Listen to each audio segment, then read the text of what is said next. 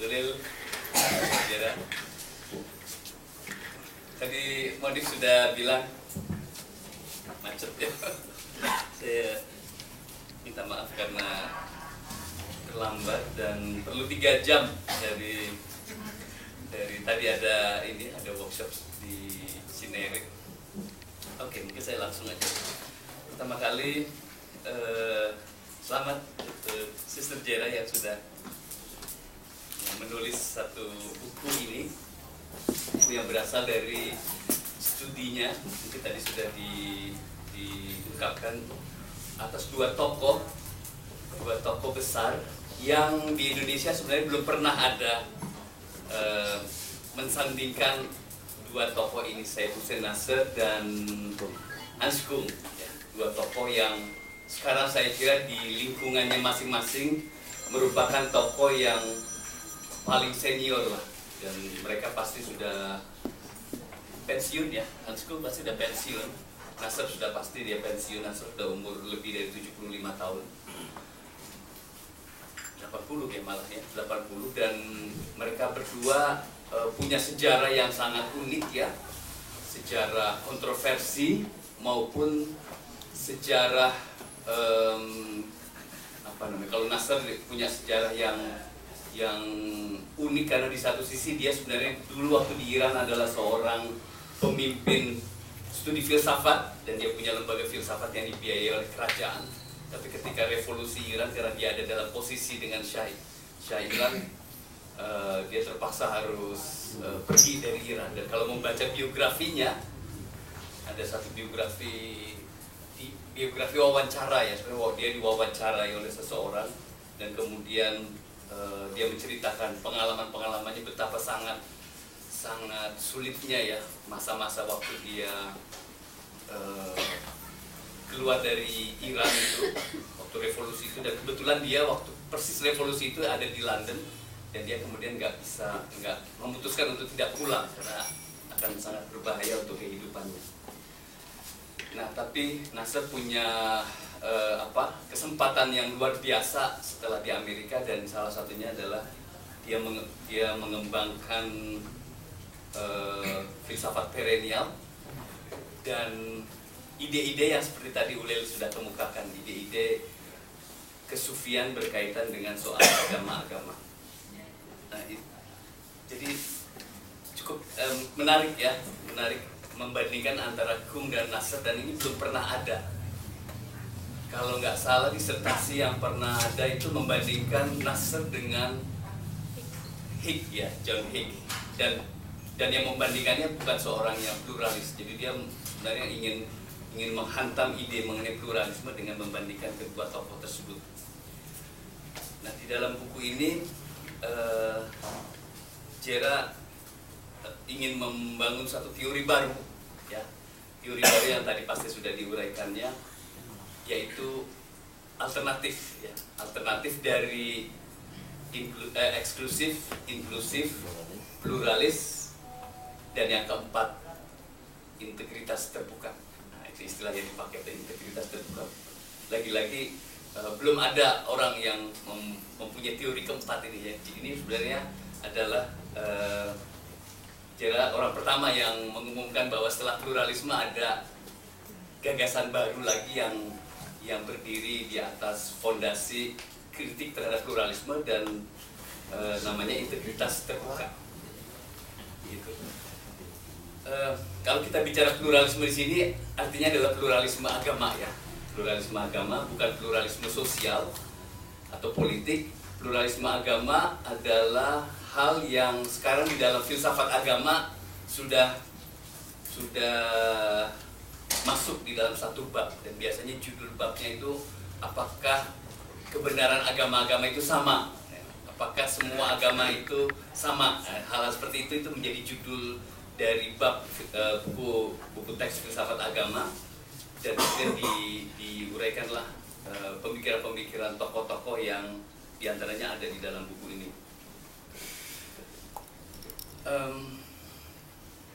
Ya itu mungkin saya akan bahas apa ya,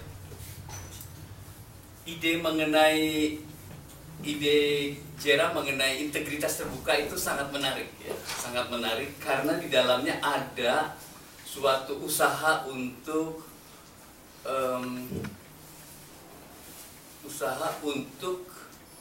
terutama komitmen terhadap agama di satu sisi, agama sendiri, tapi di sisi yang lain adalah isu mengenai keterbukaan yang sepenuh-penuhnya. Nah, isu ini dianggap tidak ada di dalam faham pluralisme, dan memang kalau kita melihat kritik orang terhadap pluralisme agama, memang bagian ini yang seringkali dikemukakan. Tapi pertanyaannya adalah apakah memang pluralisme agama seperti itu? Nah, itu debatnya kira-kira di situ ya.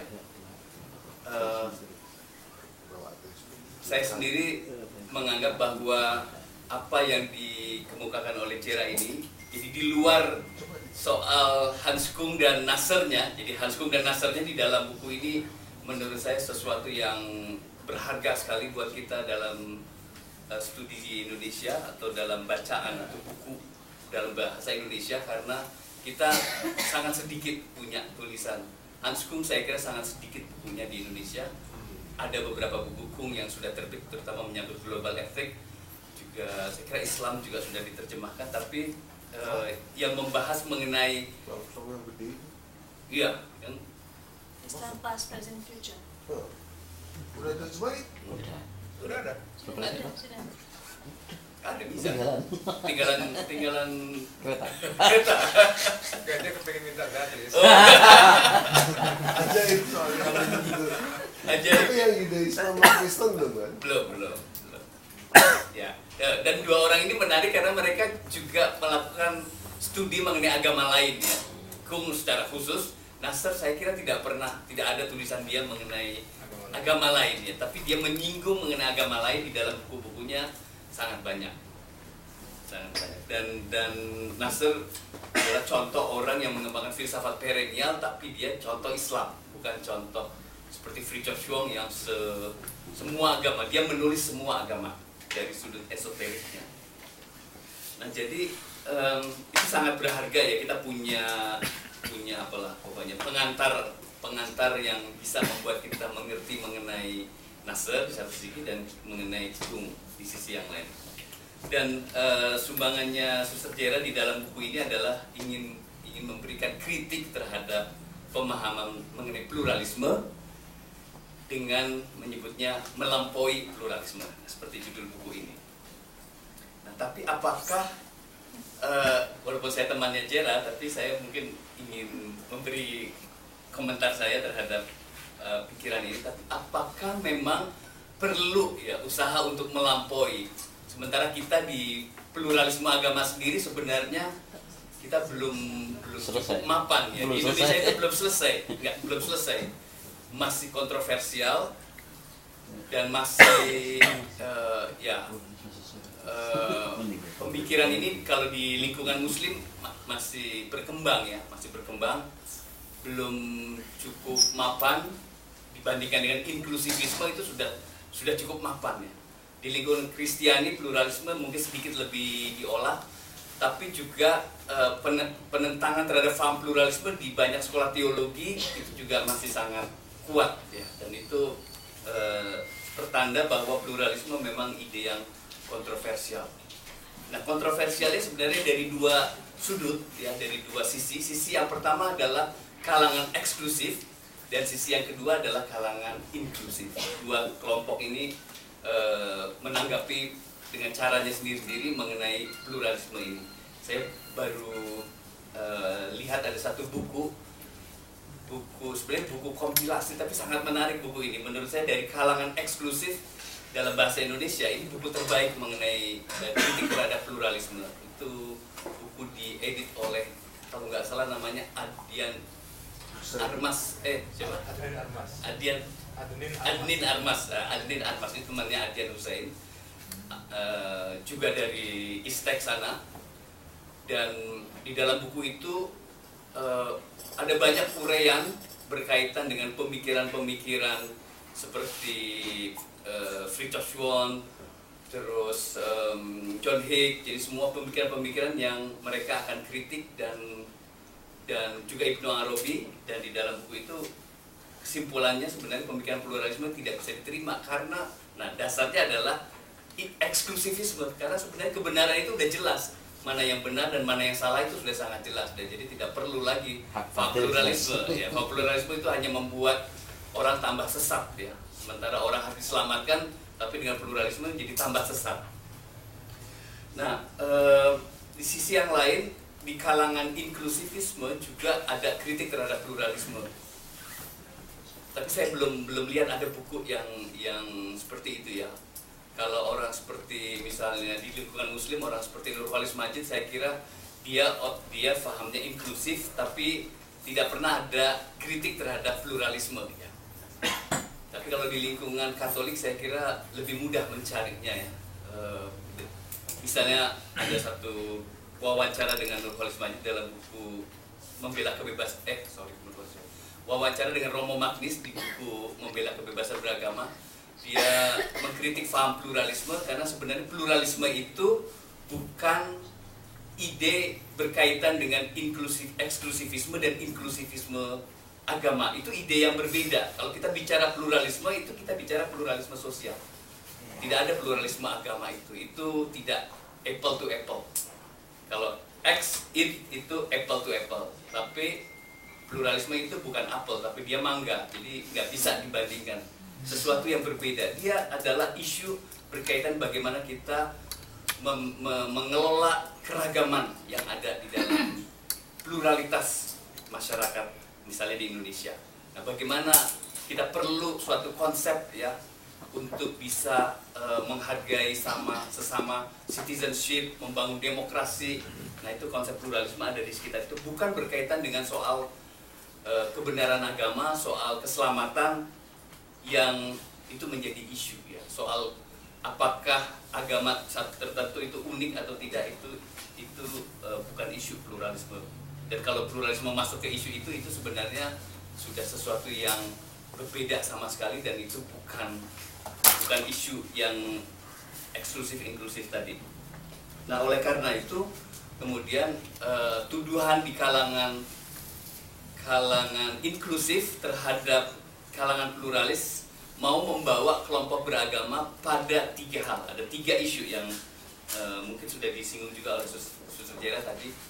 Isu yang sangat terkenal, isu yang pertama itu namanya indiferentisme, bahwa semua agama itu sama saja. Jadi pluralisme mengajarkan indiferentisme. Dan yang kedua, pluralisme mengajarkan relativisme. Dan yang ketiga, pluralisme mengajarkan apa, Tris? Sinkretisme.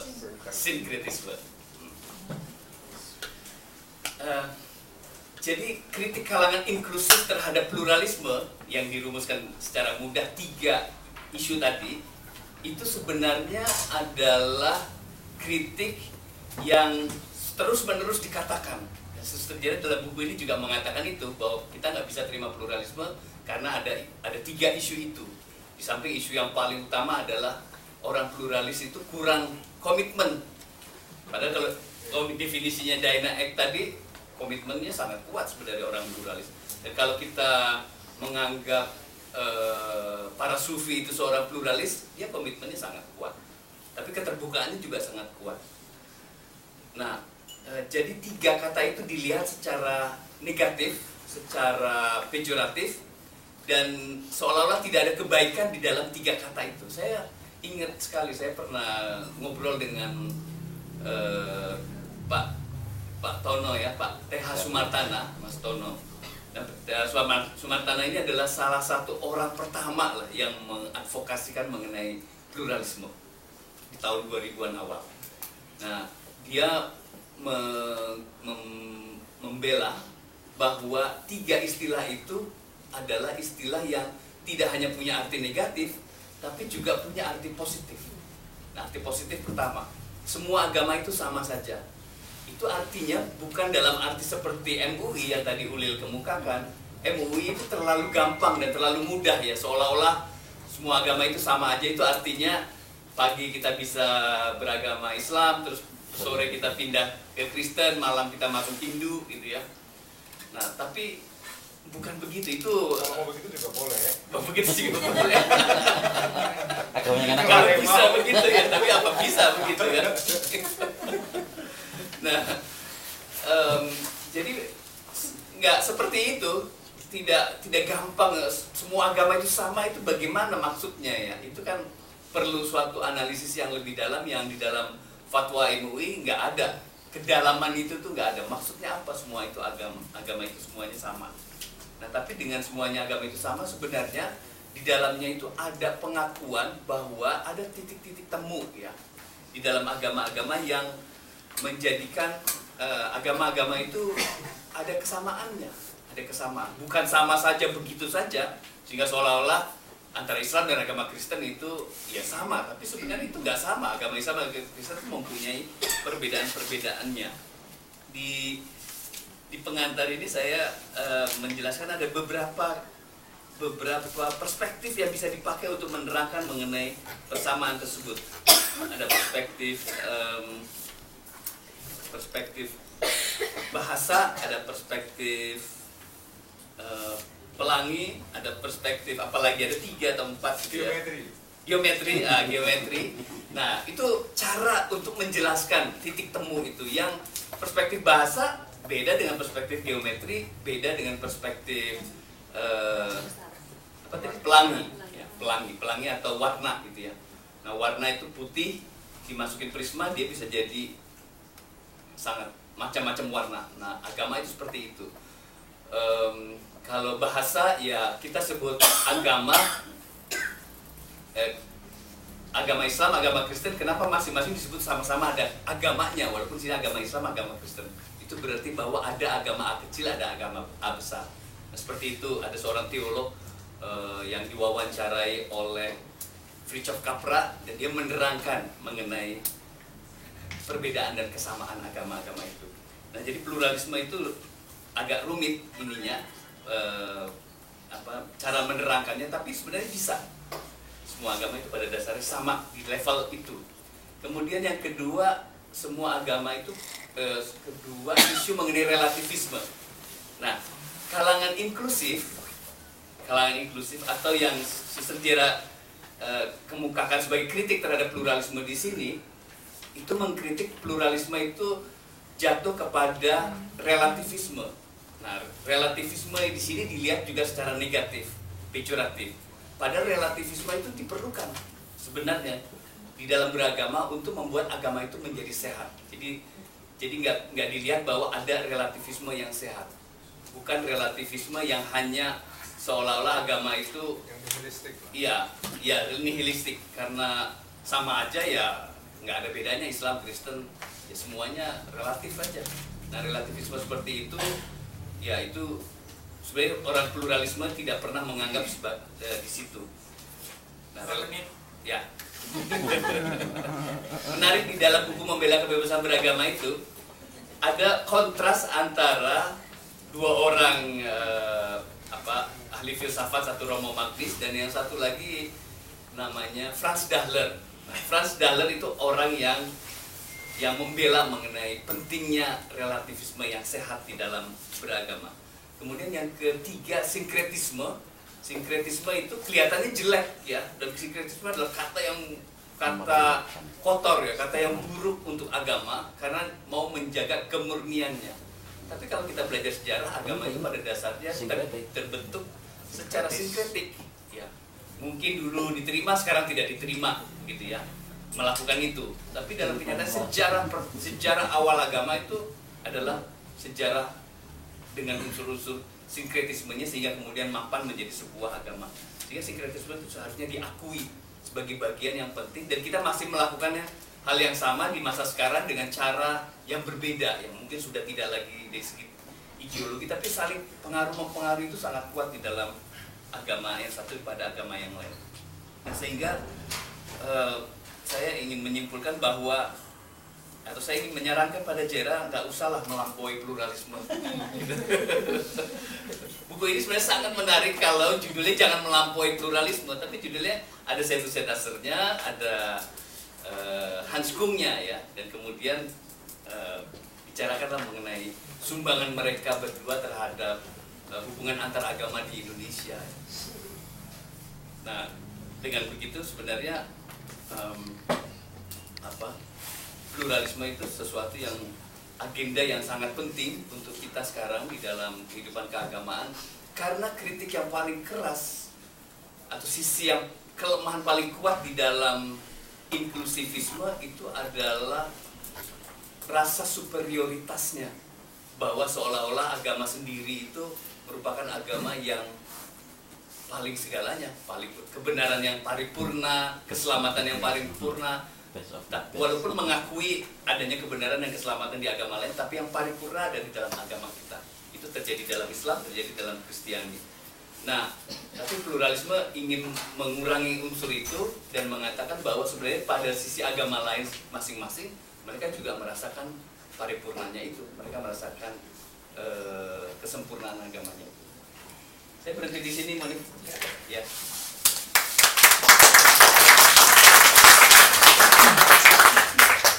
Terlepas